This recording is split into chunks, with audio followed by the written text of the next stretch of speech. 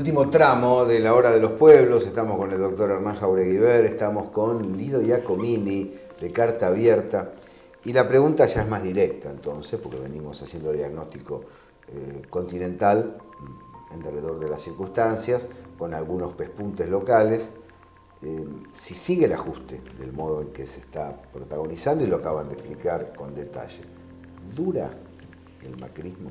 Es decir, dentro de 4 años, no estamos haciendo ninguna propuesta, no estamos diciendo hay que desestabilizar, digamos, estamos hablando de política, tratando de averiguar qué puede pasar de aquí a 4 años, ¿no? Que no se malinterprete. Ahora, ¿puede perdurar un gobierno asentado en políticas netamente vinculadas al deterioro del estado de la sociedad civil? Creo que en las condiciones actuales no puede durar demasiado. Creo que se camina una derrota en las elecciones del año que viene. Si no hay ningún acontecimiento especial, me parece difícil que pueda eludir eso. Porque no olvidemos que ganó con un 2% solamente. Y creo yo que por lo menos el movimiento popular tiene liderazgo, tiene una masa importante, movilizada, como no tiene la derecha en la Argentina, y que, digamos, tiene las condiciones para revertir, en el plano electoral me refiero, esta situación. La duración no depende solamente de eso, es decir, creo que depende de otras cuestiones, tiene que ver con la capacidad también del gobierno de más o menos mantener algunas variables de la vida económica nacional, claro, que no se desboquen excesivamente, cosa que no está asegurada. No está asegurada porque también creo que hay una dosis de impericia fuerte y me parece que las contradicciones internas del gobierno tienden al desarrollo, al crecimiento. Es decir, creo que ellos también formaron un frente de sectores dominantes que no tienen la misma posición y esa posición, ese enfrentamiento se va a agudizar en la medida que vayan faltando los pesos, es decir, que hace que cada uno necesite con mayor fuerza, ¿no es cierto?, apropiarse de esa parte de la renta nacional. Eso genera una confrontación interna, creo yo, de magnitud. Y por otro lado, estos escándalos que aparecen, como la cuestión de las offshore, no deja muy bien parado al gobierno ni en el terreno internacional ni nacional. Creo que esto, por más medios de difusión que le pongan para disimularlo, va a persistir y aparece como una estigmatización clara del gobierno que va a pagar políticamente por esto, le guste o no le guste, con manejo o no haya manejo. Entonces, es basta pero relativo. Claro, y si yo, más que hacer un planteo general sobre si va a durar o no, digo, bueno, estas son las condiciones, por acá podemos marchar, este gobierno tiene obturado un montón de posibilidades, no le va a ser fácil. ¿Qué pensás, Hernán? No le voy a cambiar las palabras porque pienso exactamente lo mismo que Lido Giacomini, con una excepción, digamos, un detalle que habría que recordar: no ganó con el 51%, ganó con un 34%, que fue sorprendente, porque todos esperaban un 29%, un no llegar al 40%, lo cual ocurrió con nuestro candidato, y en esa diferencia venía la segunda vuelta. No lo estoy minimizando el 51%, que es legítimo, pero no tuvo el 46% de Cristina, el 54%, el 51% creo que fue de Alfonsín, el 49% de Cámpora y otras experiencias políticas potentes. Esto llega, no le quita la legitimidad, inclusive hasta puede revertir una situación. De hecho, nosotros lo hicimos con muchos menos votos, ¿sí?, iniciales en el 2003, pero no siempre repetir 51 porque tuvo el 34, sorprendente 34, porque todas las encuestas rondaban los 30, los 29, por ahí, lo cual es un apoyo estadístico, digamos, si se quiere, bastante débil como para enfrentar al otro 70% o 65% de una manera cruenta, sin anestesia. Claro. O sucede lo que dice Lido, que cambia el escenario y algo pueden reaccionar y recomponer su frente. Ahí veremos. No podemos hacer adivinanzas, pero si esto sigue así, parecería. No tiene. Bajó el 27% la imagen de Macri, pero bajó dentro de esa franja, ¿no?, que lo votó por descarte en la segunda instancia. Y en el Frente Ciudadano yo me gustaría, algo que nos olvidamos en toda nuestra mesa, es el movimiento obrero. El movimiento obrero no lo hablamos en todo el transcurso por la dinámica, pero Tiene que jugar un rol central. ¿no? Sí. Central, porque además el afectado no es solamente la persecución política o etaria, sino que el perjudicado es la masa laboriosa que compuso los 10 años que nos caracterizó como un proceso formidable en la historia argentina, con lo cual el movimiento obrero con sus representantes, con sus nuevos representantes, como quiera suceder, tiene que estar presente y a la cabeza de este emprendimiento. Sí, totalmente de acuerdo. ¿Qué Fue un quedó? déficit de la parte anterior importante. Ahí estamos. ¿Qué Y una quedó paz que hay que buscar. por hacer y hay que hacer? ¿Qué quedó por hacer y hay que hacer? Por ejemplo, bueno, la convocatoria al movimiento obrero, digamos, no identificar a todos con Barrio Nuevo. Decir, bueno, la verdad, acá hay cuerpo de delegado, acá hay gente muy honrada, que pelea fuerte.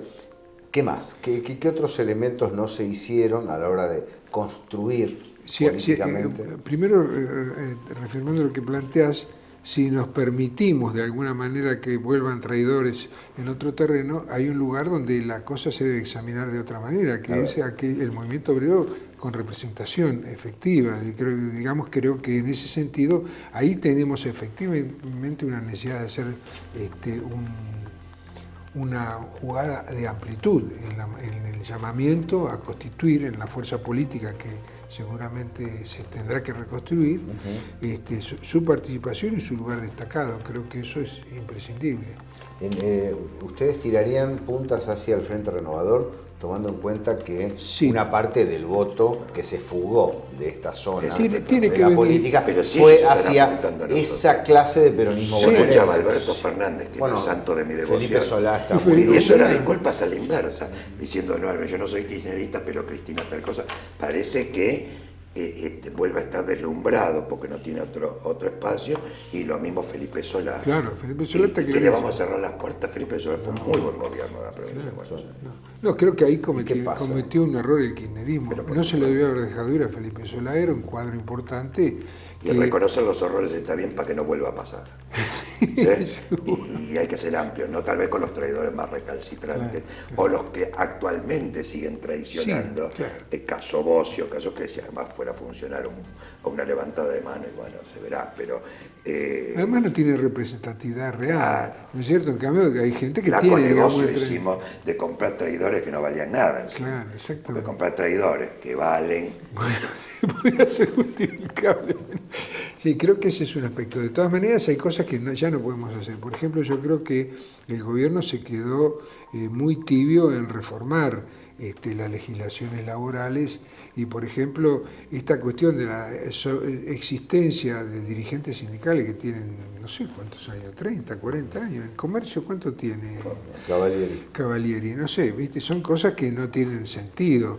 Y no es porque yo crea que inevitablemente hay que reemplazar a los dirigentes sindicales detrás de un periodo, pero evidentemente hay algo allí que tendríamos que examinar que no funciona, ¿no es cierto? Que tiene que ver con las características de la democracia interna, ¿no es cierto?